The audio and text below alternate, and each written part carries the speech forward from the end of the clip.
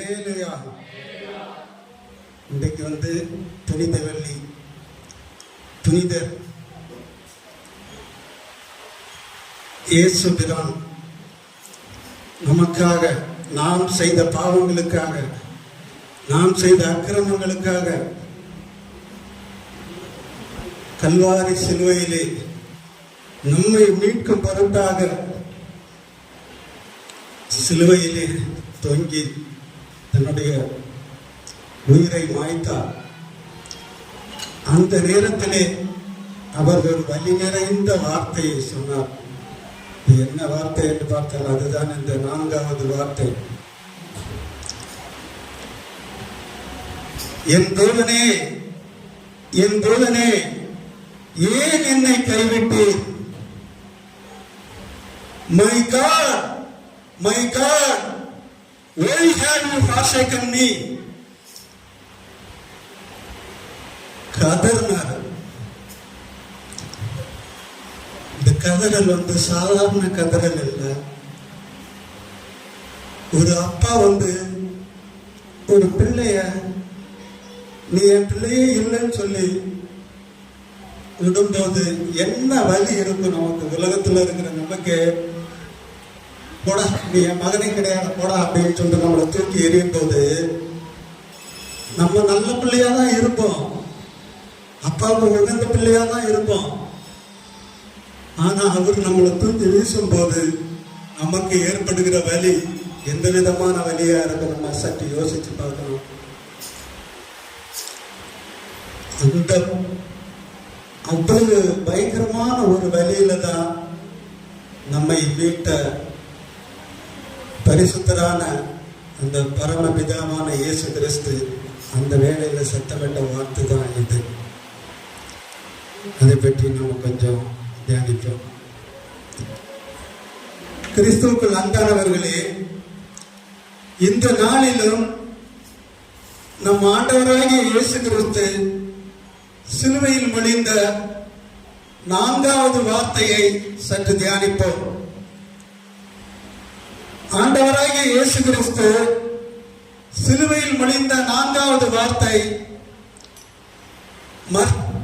மத்தேயு நற்செய்தி நூல் 27ஆம் அதிகாரம் 45-46 வசனங்களிலும், மார்க் நற்செய்தி நூல் 15ஆம் அதிகாரம் 33-34 வசனங்களிலும் கொடுக்கப்பட்டுள்ளது.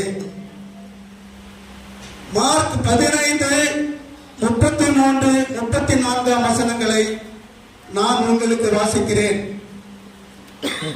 6 மணி நேரம் முதல் 9 மணி நேரம் வரைக்கும் பூமி எங்கும் அந்தகாரம் உண்டாயிற்று.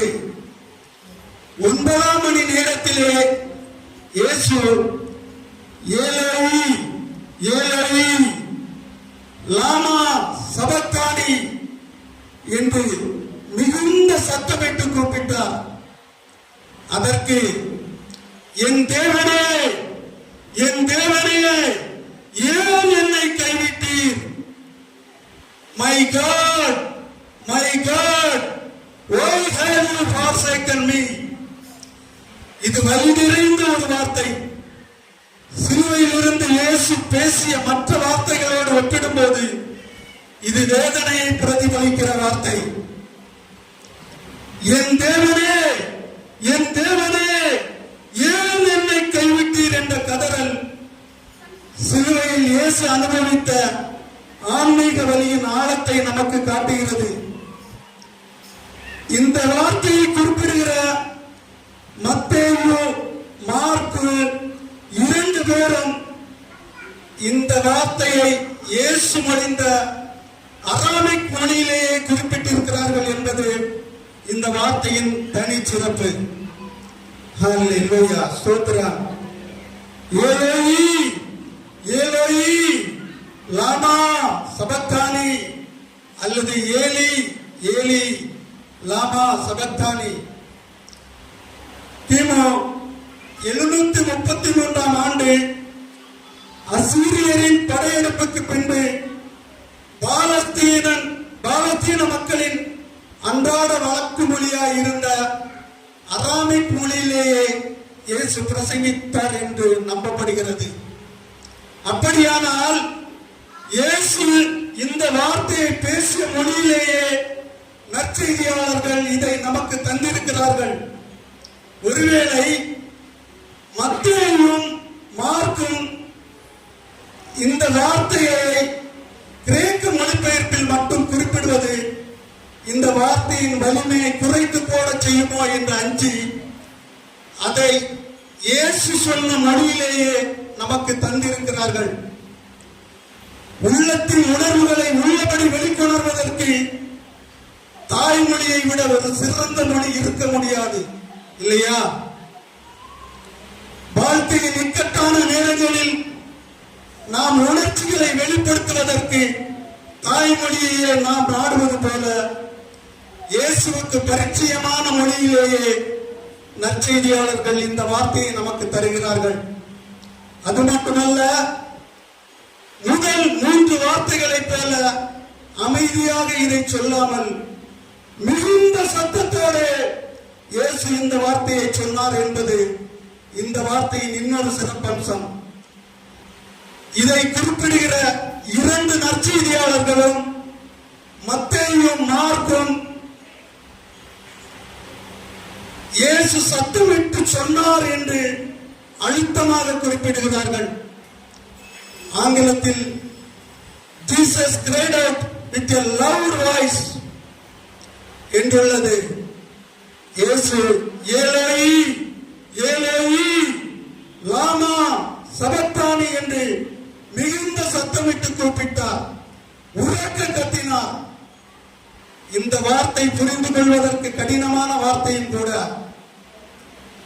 திருச்சபை சீர்திருத்த தலைவர் மார்ட்டின் லூதர் இந்த வார்த்தையை குறிப்பிடும் போது God forsaking God, தேவன் தேவனையே கைவிடுகிற நேரம், இதை எப்படி புரிந்து கொள்வது என்று அவர் வியந்தார். காரணம், இயேசு இதற்கு முன் இப்படி ஒரு வார்த்தையை சொன்னதே இல்லை. அவர் சீசர்களால் கைவிடப்பட்ட போதும் இப்படி பேசியதில்லை. அவர் சொந்த ஊர் மக்களால் நிராகரிக்கப்பட்ட போதும் இப்படிப்பட்ட வேதனையை அவர் வெளிப்படுத்தவில்லை.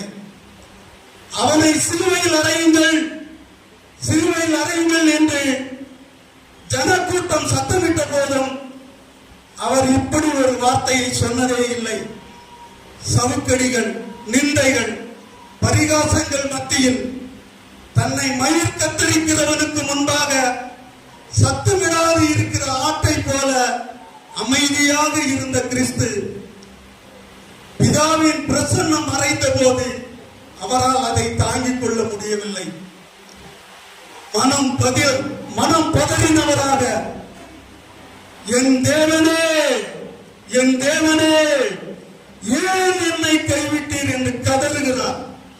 எனவே இந்த வார்த்தை புரிந்து கொள்வதற்கு சற்று கடினமான வார்த்தை தான். ஆனாலும் இந்த வார்த்தை நமக்கு கற்றுத்தருகிற சில பாடங்களை தொடர்ந்து பார்க்கலாம். முதலாவதாக, இந்த வியாகுலத்தின் வார்த்தை இயேசு உண்மையில் நம் பாவங்களுக்காக பாடுபட்டு மரித்தார் என்பதை உறுதி செய்கிறது.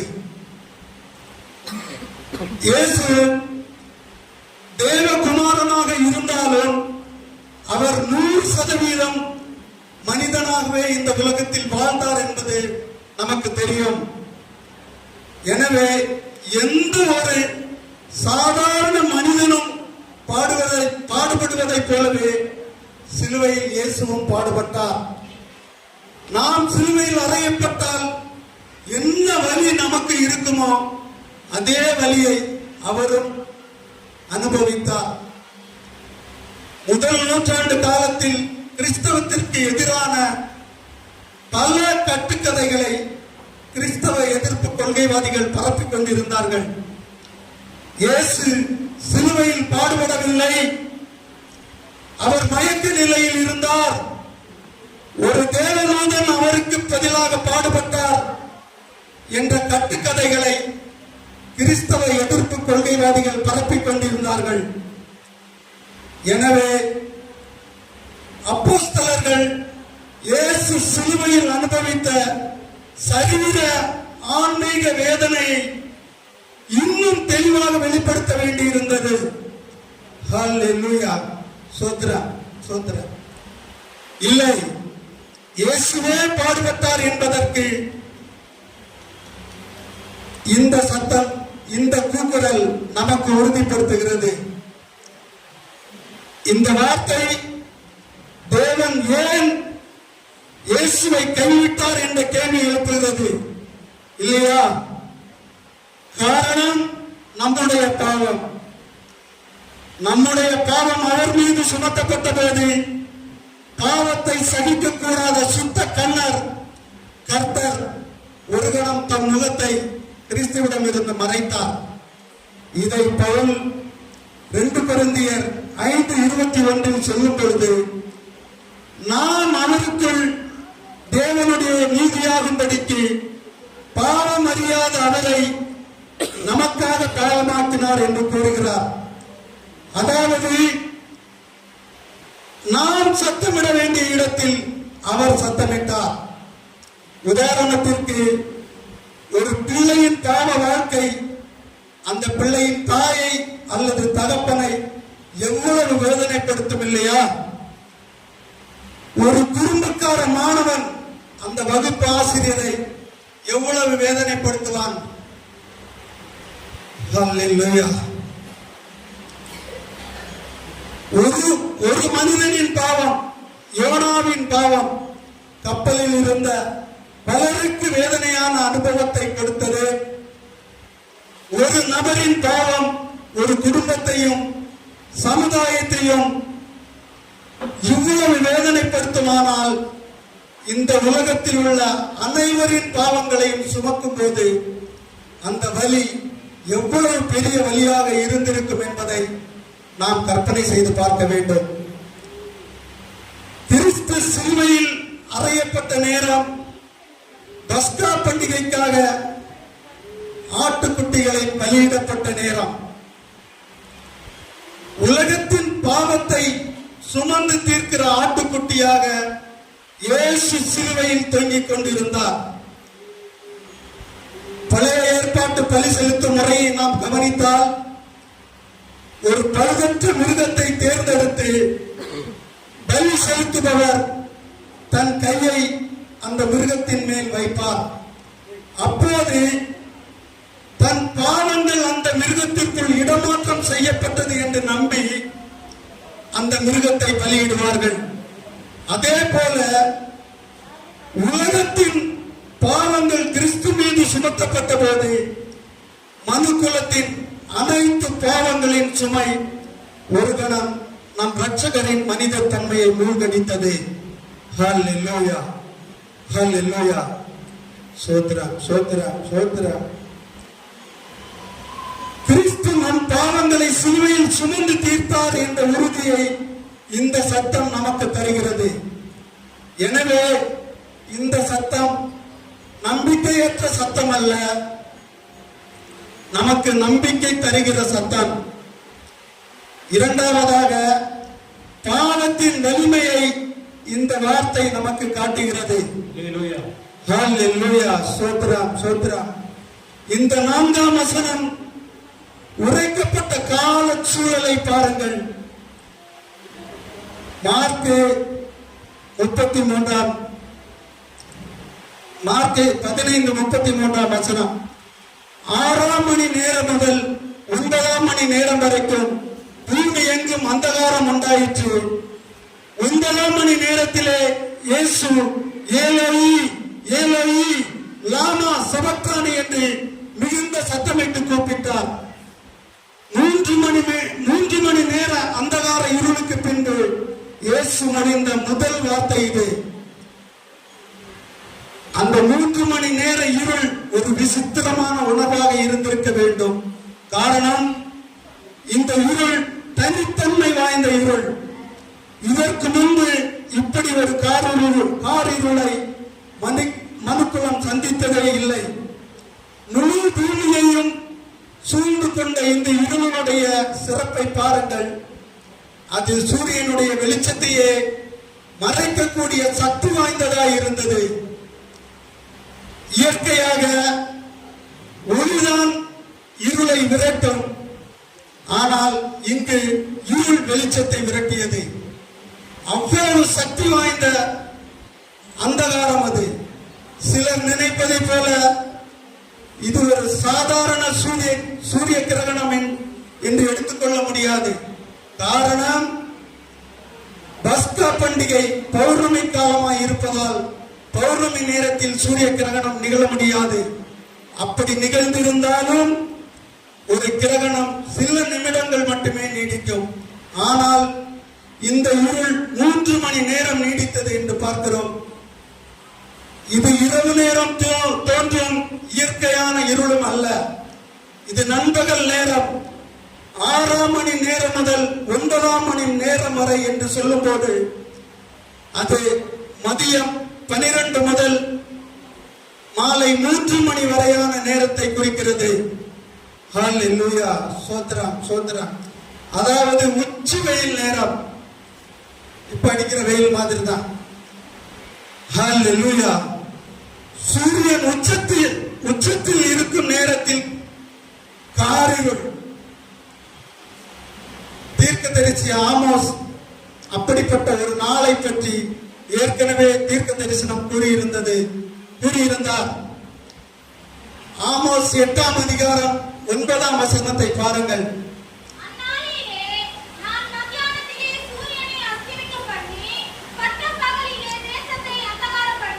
ஆமென். அந்நாளிலே நான் மத்தியானத்திலே சூரியனை அஸ்தமிக்க பண்ணி பட்ட பகலிலே தேசத்தை அந்தகாரப்படுத்தி. ஏற்கனவே ஆமோஸ் இந்த தீர்க்க தரிசனத்தை சொல்லிட்டாரு. ஆமோஸின் தீர்க்க தரிசனம் குறிப்பாக யூத மக்களின் எதிர்கால பாடுகளை பற்றியதாக இருந்தாலும் அது கல்வாரி காரிருளை குறித்த தீர்க்க தரிசனமும் கூட. எனவே இந்த 3 மணி நேர வேளையில் தேவகுமாரனாகிய கிறிஸ்து இயேசுவுக்கு என்ன நடந்திருக்கும் என்று நாம் புரிந்து கொள்ள முடியுமானால் இந்த வார்த்தையின் சாரத்தை நாம் புரிந்து கொள்வது எளிதாகிவிடும். முதலாவது, இந்த முழு உலகத்தின் பாவமும் பாவமறியாத பரிசுத்தராம் கிறிஸ்து இயேசு மீது சுமத்தப்பட்டது. ஏசாயா 53ஆம் அதிகாரம் 4ஆம் வசனத்தை யாராவது ஒருத்தர் வாசிக்கலாம்.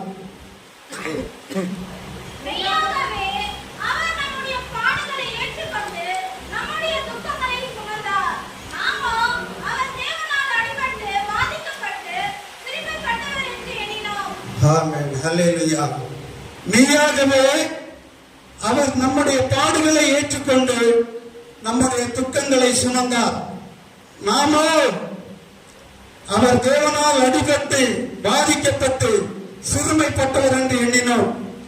பேதுரு இதை 1 பேதுரு 2:24 சொல்லும்போது, நாம் பாவங்களுக்கு செத்து நீதிக்கு பிழைத்திருக்கும்படிக்கு அவர்தாமே தமது சரீரத்திலே நம்முடைய பாவங்களை சிலுவையின் மேல் சுமந்தார், அவருடைய தழும்புகளால் குணமானீர்கள் என்று சொல்லுகிறார்.